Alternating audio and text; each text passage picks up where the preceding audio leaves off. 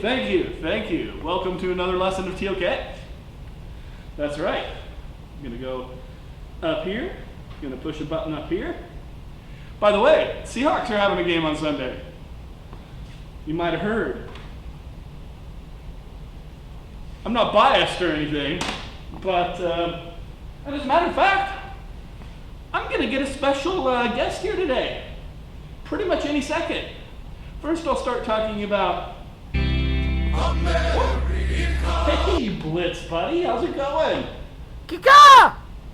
Kika! Well, are you coming here to help me with TOK today? Kika! Kika! Are we gonna beat the Falcons? You got anything to say? Kika! Kika! Kika! Kika! Well, okay, well, thanks for coming by. See you at the game. America. I better get on with stuff. That was nice of him to pop by, though. Anyway, let's take a look. What do we got? We're going to talk about how we know what we know. How do we know what we know in math? Hey, by the way, did I mention there's a Seahawks game on Sunday? Yeah, I think I did. All right, so let's take a look. How do we know what we know in math? Good question. That guy, pointer isn't on, that guy's thinking about it. He's saying, very good question, Mr. Stewart. And I say, yes, it is.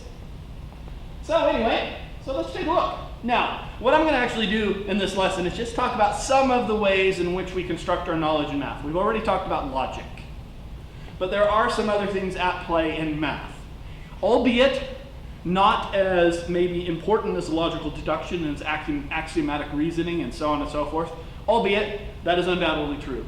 But there still are some other important factors.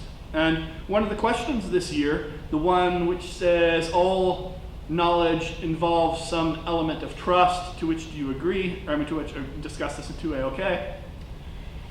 This is a good lesson for some of the points about that trust that maybe we actually need in math anyway to be able to make mathematical knowledge claims. Anyway, so let's take a look, okay? Faith. Now, faith is not necessarily the first and foremost way that you gain knowledge in mathematics, all right? It certainly isn't. There's logic, there's deduction, but we do have to, and I don't mean faith like faith in God or faith in Santa Claus or faith in, I don't know, reincarnation. I don't mean that kind of stuff. What I mean is like faith in the veracity of a claim, the sort of the truth when you can't necessarily confirm things. This is what I'm talking about. Kind of like when we're talking about history, historical knowledge claims. Well, I mean, we weren't there. Nobody was there for some of them, you know, let's say 500 years ago. Nobody was there who's alive today. And so if we're going to believe anything in history, we're going to have to put our faith in the accounts. We're going to just simply say, well, I have no reason to disagree. It seems like, you know, whatever. But we need to take a leap of faith and say we trust in the sources. We trust in the documentation. We trust in the interpretation of the documentation. And so, you know, that's a very, very important factor, faith. And if you want to say you have to put trust into historical knowledge. But anyway, but it still does play a role here, maybe to a lesser degree, certainly. But an axiom, remember, an axiom is, in math is a fact that is assumed to be true. It's assumed to be true. Assumed. You can't prove it. And so, but I mean, there's no reason it shouldn't be true. I mean, a 1 is a 1 is a 1, like I've talked about in previous lesson. Or, you know, two parallel lines never meet. I mean, there's no reason that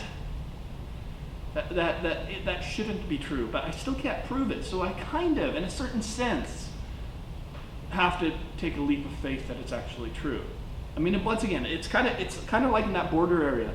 I mean, it's not untrue because by nature of what it is, it's true just by nature of what it is. But at the same time, there's no way to prove it. And so math is based on all these unprovable assertions. So there's kind of this leap of faith in there. It's really hard to find a perfect word for what that's actually called. Trust? Maybe trust. Maybe trust is a better word, like in the title. Anyway, okay, axioms lead to assumptions that are based on faith or trust in the truth of the axiom.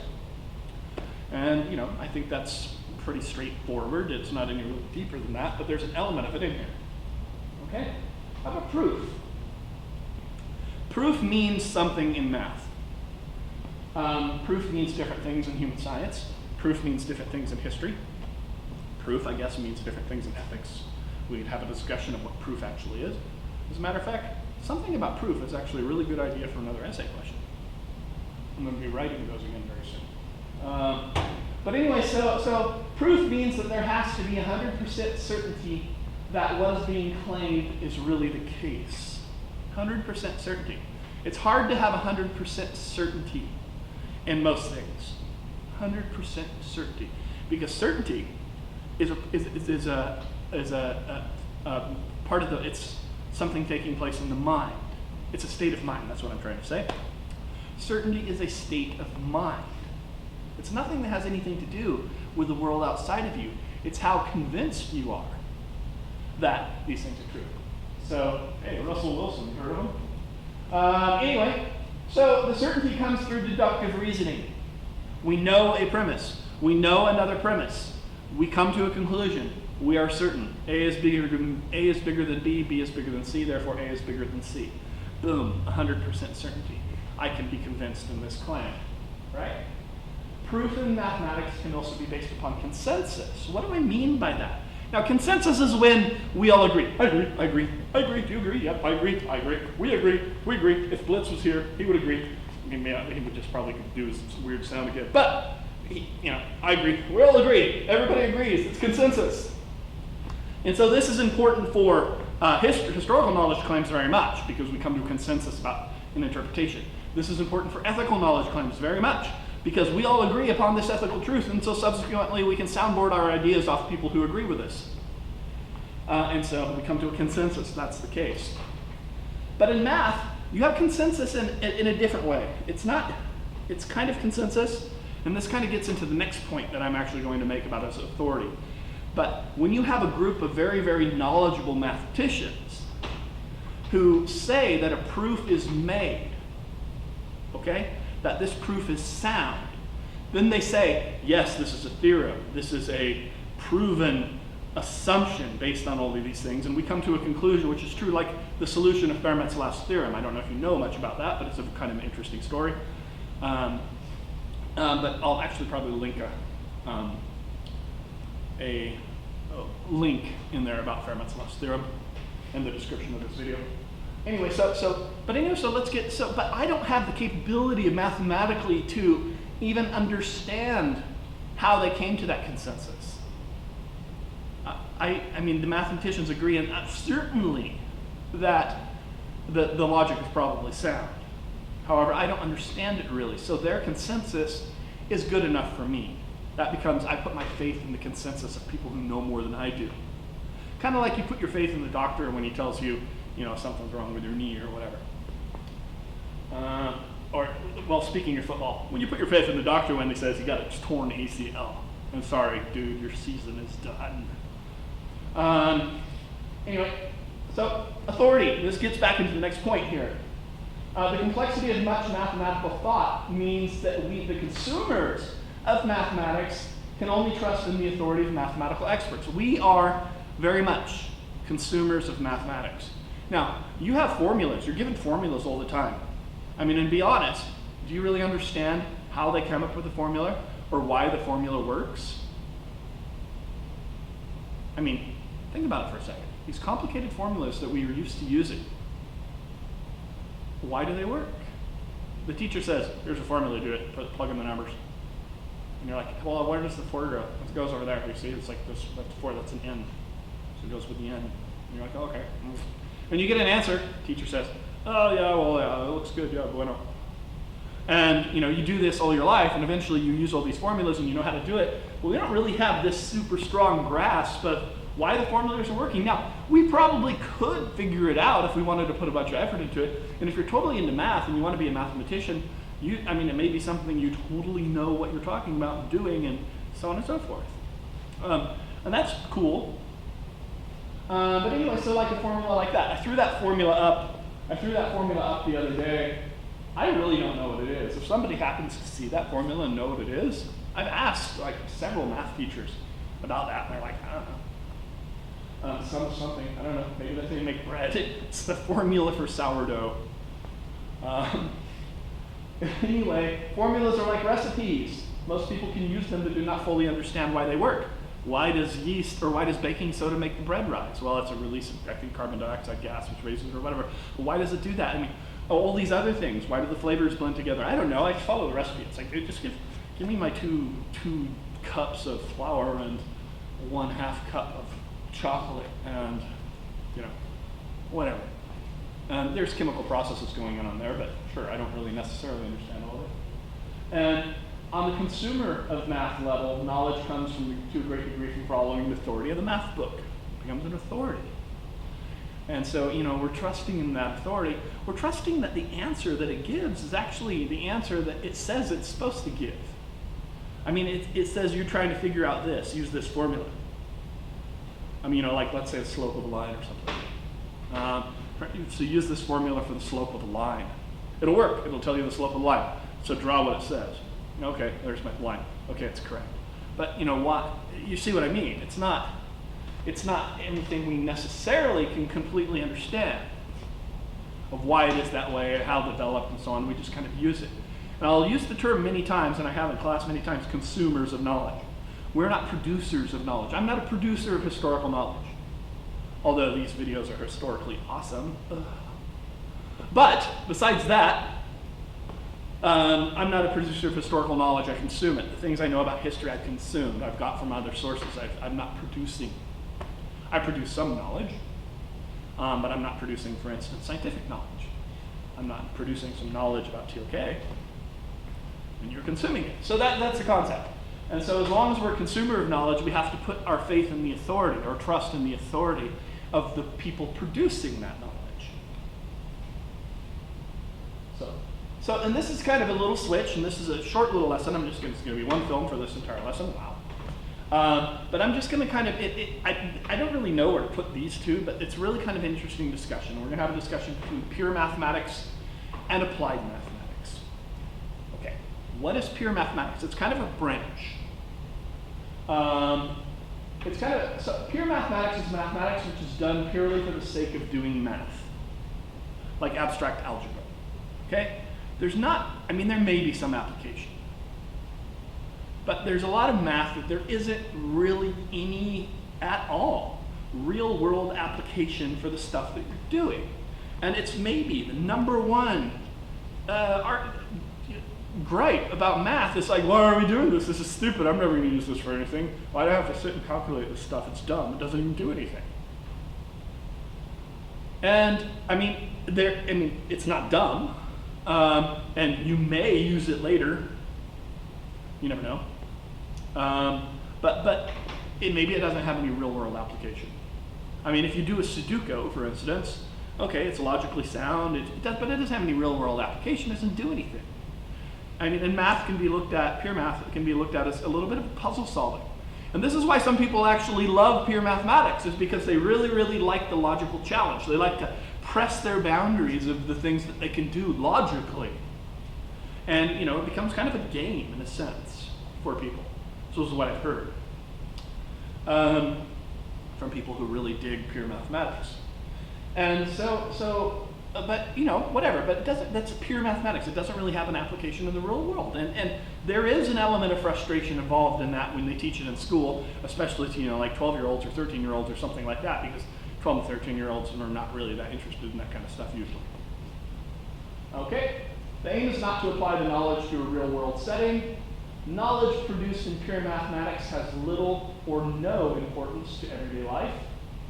It may be argued that no real knowledge is actually produced. So we're getting, it's kind of what I talked about last time, but we're getting a whole bunch of true, certain knowledge about something which doesn't have anything to do with anything. So it's correct, my Sudoku is correct. If I do a Sudoku, and it's correct, that's great, but so what? Big deal, it's this thing on there. And it makes no difference about anything at all. And yes, that can be argued for much of pure mathematics. It really doesn't make any difference because it's not applied to anything. It's not doing anything. It's not it's not a type of knowledge which is allowing you to navigate through the environment and succeed outside of academia. So if you're in a world of academia and you do that kind of stuff, then sure, it's probably got an application. But if you're, just doing something else, then it probably doesn't. But it's an interesting thing, and it's a different type of mathematics altogether. Okay? And more pure mathematics. As far as pure mathematics are concerned, pure mathematics does produce knowledge because it explores the boundaries of mathematics and pure reason. That's the knowledge it produces. It produces knowledge about reasoning and how mathematical structures function. This is what I've heard. I've asked people who are, I've met people that are pure mathematicians and they work in academia, and this is what they say. It's kind of an answer, thematic answer I've received from a few people. I guess, okay, sure. If it floats your boat, as they say. But the other one is applied mathematics, and you see the space guys in there? The caption under there says, "This astronaut is sure glad someone did the math right at Houston." I'm sure they are, because you're talking about applied mathematics. Next time you step onto an airplane, whenever this pandemic ends, or you have to fly anyway, whenever you're stepping on an airplane, I'm sure you're hoping that the math was applied correctly because it has a real world application. Physical laws of the universe, of world at least.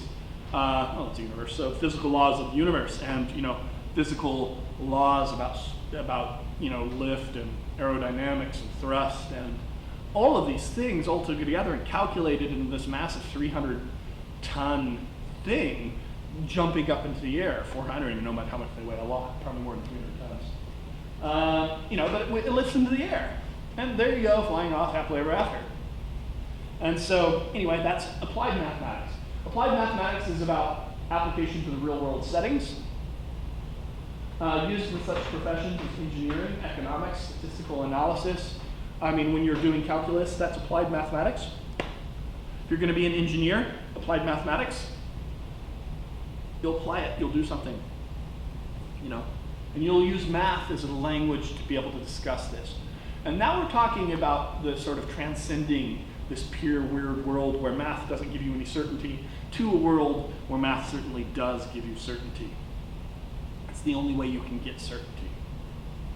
Applied mathematics is using mathematical knowledge to do something. In applied mathematics, knowledge is gained at a pragmatic level. Pragmatic, remember, means practical level. There's no real practicality to pure mathematics, but there's a lot of practicality to applied mathematics. If you can design a bridge and, it's supposed to have 15,000 cars a day and trucks over a day, and you want it to last for 75 years at least, or 100 years, or forever is even better. Well then, there's a certain way to do it. And there's many ways not to. And if you apply it, that's a real applicable, real world, pragmatic level of mathematical knowledge. It just applies to reality. And it allows you to do things in reality. It allows somebody to do something I couldn't do in reality. I couldn't go design a bridge. My bridge would fall down. I don't even know how to do it. Not even close. And so you see what I mean. It's this type of knowledge which is specific, and you have to have math to do it. It's fascinating. It's really, I wish I knew that much math. I wish I could, but I can only do what I can do. And that's like us. We have to decide what we want to do, and other things we don't. So I'm going to be a pro football player. I got the gear. But anyway, okay. So that's it for this lesson.